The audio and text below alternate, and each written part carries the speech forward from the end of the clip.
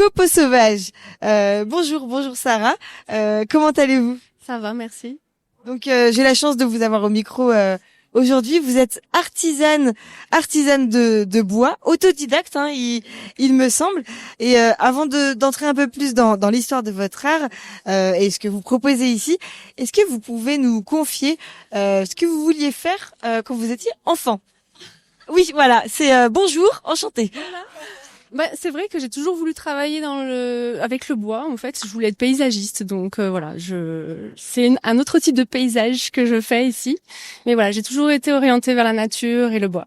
Je dis ça parce que je viens d'interviewer Théophane qui a 15 ans, mais je pense qu'on peut à tout âge se lancer dans la création et trouver sa passion, ou j'essaie de me convaincre en tout cas. Il me semble que c'est à travers différents voyages, vous avez beaucoup voyagé, que vous avez appris le bois. Qu'est-ce qui vous a plu dans ce travail-là? En fait, c'est de voir des artisans du monde entier travailler. Il y a vraiment des façons de voir le monde au travers des objets qui sont fabriqués, et c'est ce qui m'a intéressée de découvrir en fait. Donc petit à petit, à chaque fois que je faisais un voyage et que je voyais un travail qui me plaisait, j'essayais de m'approcher et de connaître les artisans et de connaître leur travail et qu'ils m'enseignent leur savoir-faire. Et vous avez constaté qu'il y avait différentes méthodes de travail du bois? Oui, absolument. Au Japon, on a vraiment une façon de travailler le bois qui est très différente. En Afrique aussi, j'étais au Burkina Faso, en Amérique du Nord, en Amérique du Sud. Il y a toujours une approche différente, avec des outils qui ont été développés localement. Donc voilà, ça amène toujours un focus différent. J'ai vu que vous aviez une démarche éco-responsable.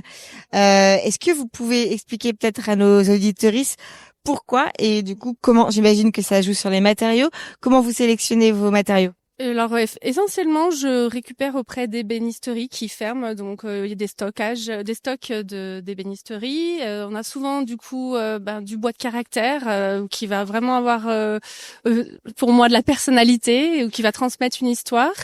Et puis aussi, ça m'arrive de récupérer des troncs d'arbres complets, des personnes qui ont été obligées en fait de faire tomber un arbre. Et voilà, pour continuer un peu l'histoire de l'arbre, je me charge de faire le processus, d'aller chercher le tronc complet et après de faire tout le processus de transformation, de séchage, etc. Voilà. Ça prend pas. Je vois qu'il y a beaucoup de lampes. Il y a également des ustensiles. Par exemple, une lampe comme ça, j'arrive pas trop à voir la taille, peut-être de 50 centimètres à peu près.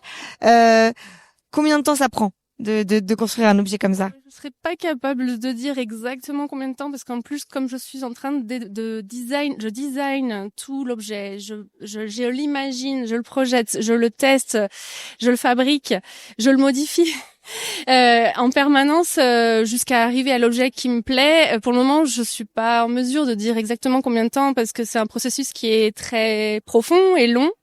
Mais voilà, donc. Voilà. Et ça vous tenait à cœur d'avoir cette démarche éco-responsable? Pourquoi avoir fait ce choix? Vous auriez pu aussi très bien.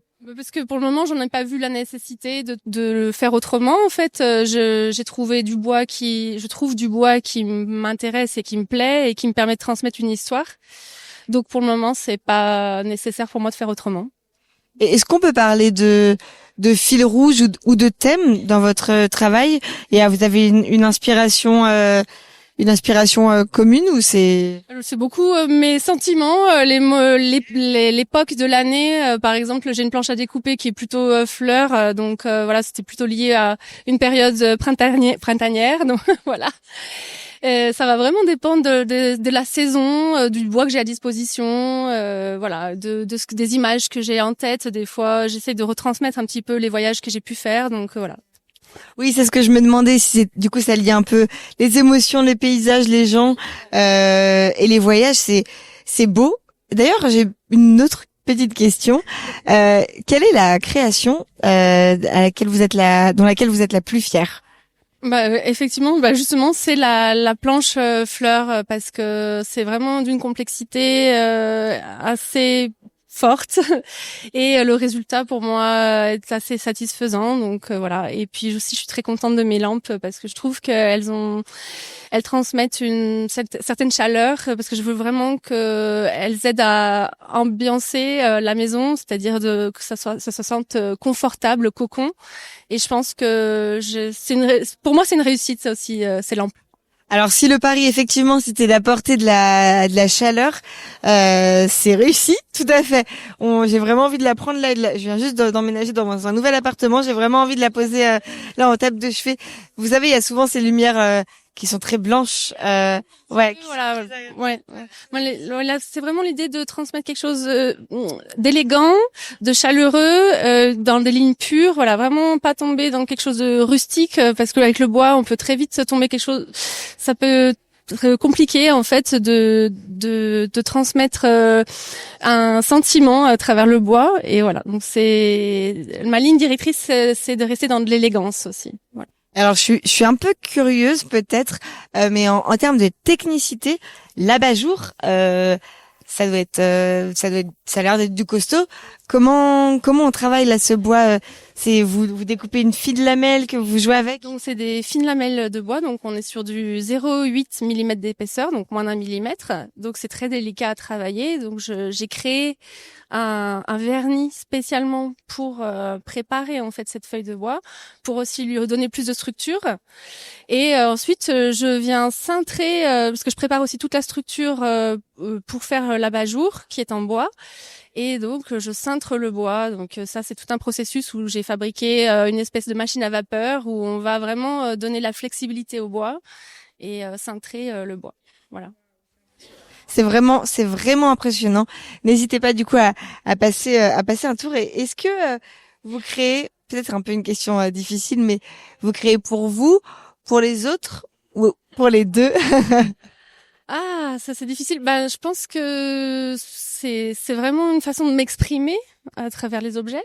Et j'espère que c'est aussi le créer pour les autres, parce que l'idée c'est que ça plaise et que les gens se sentent à l'aise et envie de partager un peu cette histoire avec moi. Donc bien sûr, c'est aussi pour les autres. Et où on peut vous retrouver? D'où venez-vous? Moi, je suis de Lyon actuellement. Voilà. Donc vous avez votre atelier à Lyon, vous avez une boutique? Actuellement, je n'ai pas de boutique parce qu'en fait, Copeaux Sauvages existe depuis seulement 1 an. Donc voilà, c'est tout un processus de s'installer. Voilà, pour le moment, c'est un atelier. J'espère avoir une boutique ou pouvoir proposer dans des boutiques mes créations, mais c'est pas le cas actuellement. Vous êtes basé où à Lyon exactement? Premier arrondissement de Lyon, donc tout près des Quais Saint-Vincent. Voilà. Super. Et du coup, on peut vous voir créer. Et on peut également s'y rendre pour acheter vos pièces. Comment ça se passe? Alors, je stocke pas forcément mes pièces sur place, surtout les lampes, parce que en fait, en atelier, comme je manipule beaucoup les troncs, des gros plateaux, voilà, les lampes sont pas forcément sur place, mais c'est possible de me contacter et on peut voir comment je peux présenter les objets. Enfin voilà. Mais c'est souvent sur les salons pour le moment qu'on peut voir en fait mes créations. Voilà. Ok, super. Donc n'hésitez pas. Et où peut-on vous contacter d'ailleurs? Le mieux, c'est de me contacter par Instagram. Donc c'est Copeaux, COPEAUX.sauvage avec un S. .france sur Instagram, et sinon par mail en fait. Donc c'est Copeaux Sauvage. Je peux donner aussi mon adresse mail. D'accord. Donc mon adresse mail c'est copeaux COPEAUX.sauvage avec un S. .france@gmail.com.